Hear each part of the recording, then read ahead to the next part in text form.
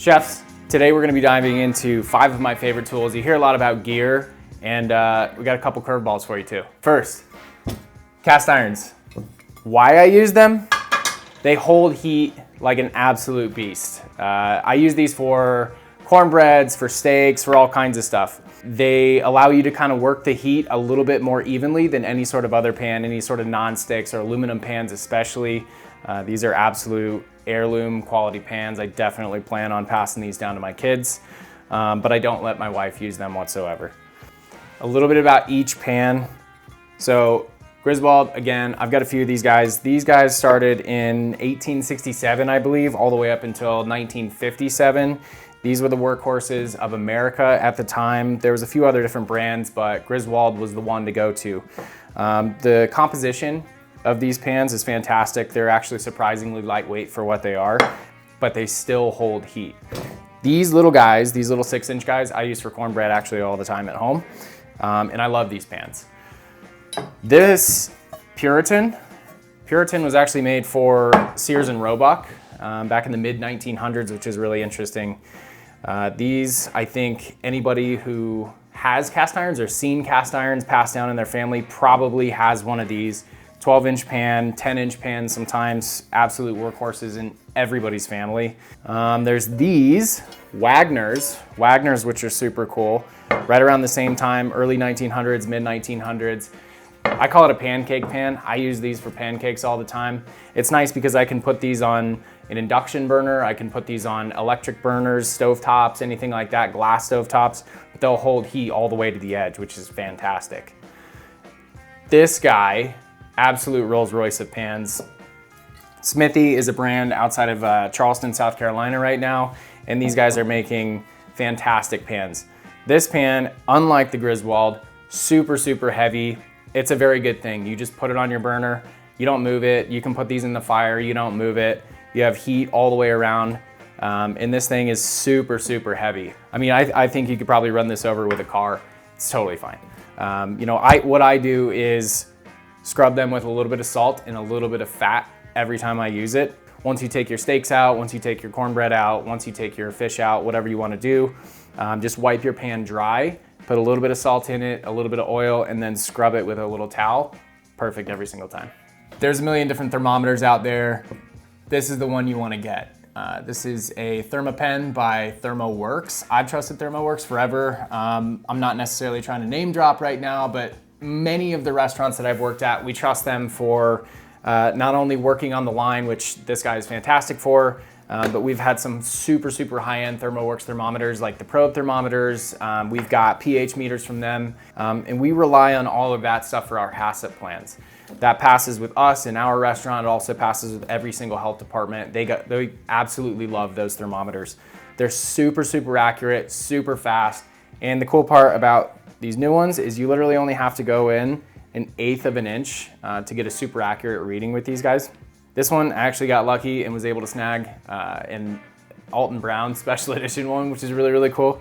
And then also, because we use these guys on the line and they're super fast, super accurate, they actually turn and you're able to get a reading 365, which is really cool. Any which way you temp something, you're able to get a reading. So if you're reading over, on somebody else's station and you reach and grab it, no problem. Most of the time, I will say, I don't necessarily temp our meats. I can see it, I can feel it, I can touch it, I can look at it. If it's chicken, don't play around with chicken. Nobody wants undercooked chicken in a restaurant. We trust these guys. We do a lot of sous vide at the restaurant, and these guys work fantastic. When it comes to the line though, when you're in that moment, as accurate and as fast as these guys are, I don't necessarily want to leave this hanging into a steak. The probe itself is a little bit large, so if I have one of these hanging in a steak and I pull it out, I don't want all of those juices running out on the cutting board or in the pan or on the flat top, whatever it may be. So this is what I use. This is a cake tester. We use these guys constantly. The probe is super, super thin, you can see, as opposed to this guy, about 1/10 of the size. So the cool part about this is when I put this in a piece of meat, the juices aren't necessarily gonna run all over my cutting board or in a pan, anything like that. what we do is put it in, and then it'll hold heat very, very momentarily, but we pull that out of the meat and then we test it either on our bottom lip or on our wrist or something like that where it's very sensitive. And then that way we go into the meat and then you can tell dead center where this thing is at, where it rests in the center of that meat. And I can probably tell you, I mean, I've been doing this for years and a lot of you have been too, but you know, when I use these things, I can temp it, and I swear to God, I can tell you within 5 degrees of what something is using this. So some of you guys saw on the show as well, Hell's Kitchen season 23, we were allowed to use these, kind of. So the thing was, we got a lot of these at the beginning of the show. And if you look very closely throughout, you know, half of the season, mid-season, you can see quite a bit of these poked in our pockets right here in our chef jackets. If Chef Ramsay was looking, do not let him see this thing. He will lose his mind, but they're awesome. It's kind of a guarantee that your proteins are gonna be on point, or anything that you necessarily need to temp and you don't wanna stick your finger in, stick a thermometer in, anything like that. We definitely didn't have any thermometers, but this guy's a fantastic replacement for it. This guy comes next, baine-marie. I've got a ton of these. This is the one I keep at home now. It's retired, it's old, it's got a lot of stickers on it that are dumb. But we have so many different spoons in here. I keep one at work and I just keep the essentials in there. I have 2 different spoons in there. One, I have a plating spoon. 2, I have a slotted spoon. But then I've also got offset spatulas of all different kinds.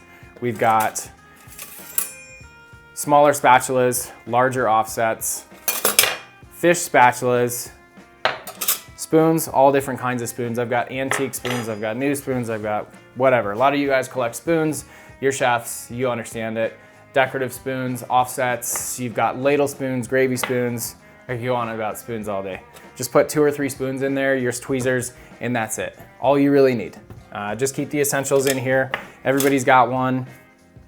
Baine-marie, super important. We go, last but not least, this is very clearly a milk frother. Sounds a little weird. Most of these have like a little whisk attachment down here at the end. They're not nearly as strong. This guy right here runs on 4 AA's, which is fantastic. This guy, super, super strong. It's got a flat end here, which is great. The biggest thing I use this for, emulsifying sauces. When I have, or you know, frothing sauces, anything like that, foams, whatever it may be. They're fantastic for it. So when I have something at work that's like, you know, if I'm holding a beurre blanc in my CBAP or something like that, what I do is, especially if it wants to like split or if I need to froth it, I'll go ahead and take the deli out, take the pan out, whatever I want to do. Raise it up.